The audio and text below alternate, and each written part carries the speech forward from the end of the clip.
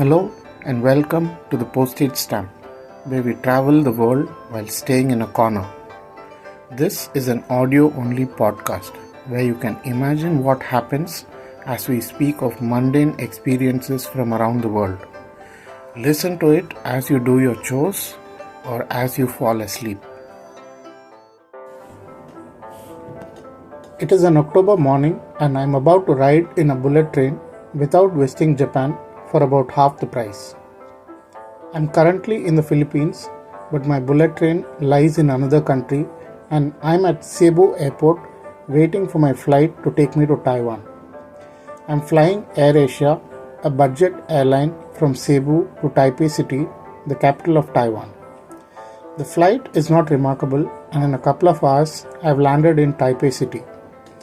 While I do plan to visit the city later, at the moment, the first item on my agenda is to catch the Taiwan High-Speed Rail, usually called the THSR, and head to another Taiwanese city, Tainan. I have arranged my schedule in such a way as to reduce travel from the THSR stations.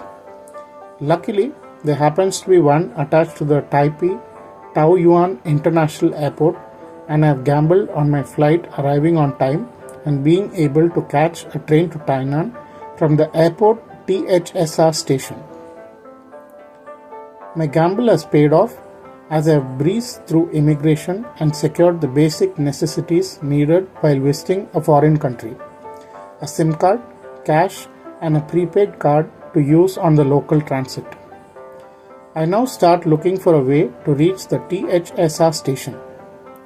It is a national holiday in Taiwan called 10/10. It refers to the date 10th October. A lot of locals travel to their hometowns for this holiday and I booked my tickets well in advance to secure a seat. There is either the MRT or a bus to get from the Taoyuan airport to the THSR station. Having already secured my MRT card, I follow the signs to the underground MRT station and the MRT takes about 10 minutes to get me to the THSR station.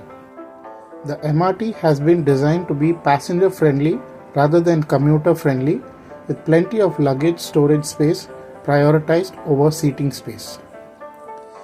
I reach the Taoyuan THSR station and I am surprised to find a huge mall at the place.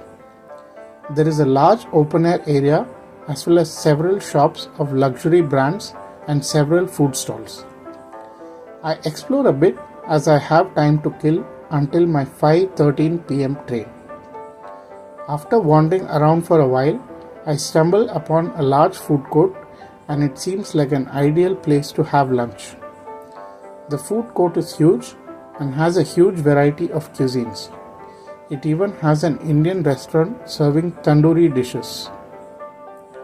After a leisurely seafood lunch, I try to figure out how to get to the train platforms. I reach a row of counters manned by uniformed officials. I show my passport and the ticket I have booked online, and they hand me a printed ticket stub that has my train details: destination, time, and seat number. I get a cup of coffee and head further down to the platforms. I have to insert my ticket stub into the ticket gate, which then lets me in. There are boards that display the train's arrival time. I find the platform my train is due to depart from and head to it to wait until it arrives. There are guidelines painted on the platform floor that you need to follow to queue up before you can board the train. I notice other passengers queuing up along the lines. The train arrives right on time.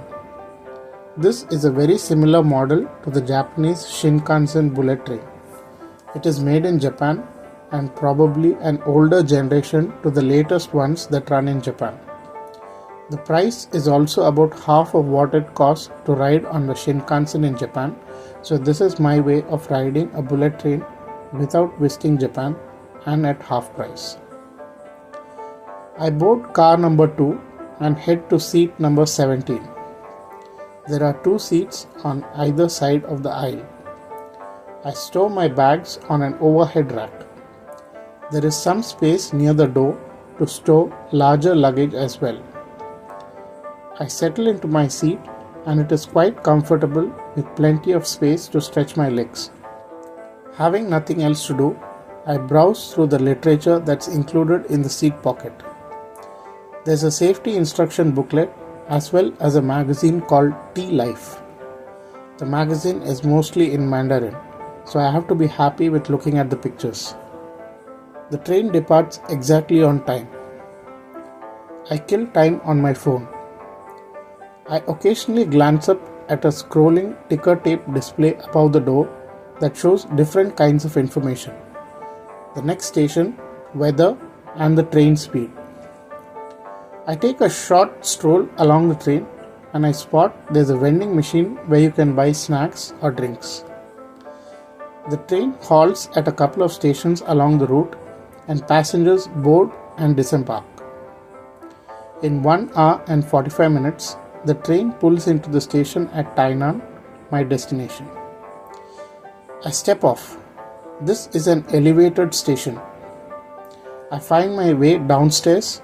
This station is about 40 minutes outside Tainan city, and I find my way to the bus station where I manage to find the free shuttle bus that will take me to the city. The bus leaves every 20 minutes and I manage to find one with a seat. There is supposedly free Wi-Fi on the bus, but I am unable to get it to work. There is a little electronic display at the front of the bus that announces the next station in both Mandarin and English. My host has informed me where to get off, and I keep my eyes glued to the display so that I don't miss it.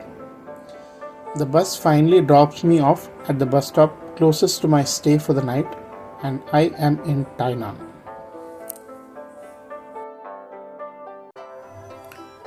That brings an end to the latest episode of the Postage Stamp, where we travel the world while staying in a corner. Look forward to another mundane experience in another corner of the world in the next episode. Goodbye.